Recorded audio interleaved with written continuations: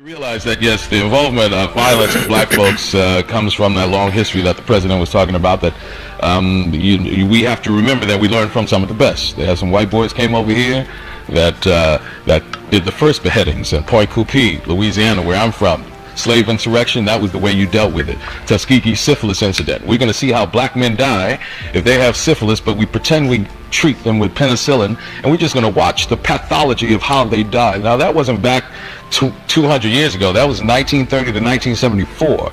We're talking about giving these wonderful blankets to the Native Americans infected with smallpox as they walked on that trail of tears just to see how they died, to eliminate their population so we can take all of that land. So the violence that is in America has come from a very learned position that was brought here by some Caucasian folks. All right?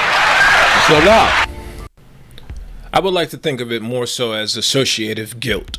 And by that, I would like to say that you have in the racist white faction of this country, and arguably anywhere where they're currently at, where they exploited and murdered to be there, that particular faction of the country wants associative guilt. They want to believe that the people that they subjected were deserving of their subjection, right? So what they do then is look at the consequences of them being subjected to them from a historical position.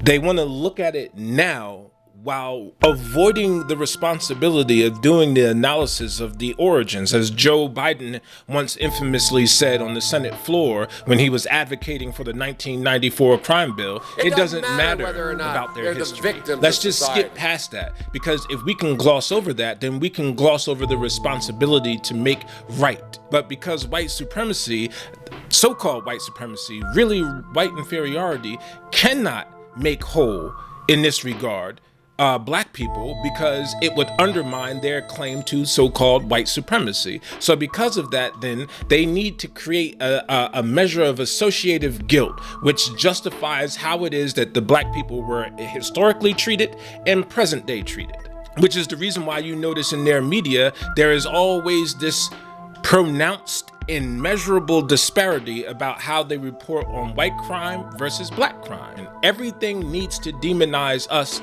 to justify the reflexive demonization that this government and its white supremacist people and acolytes impose upon us as black people.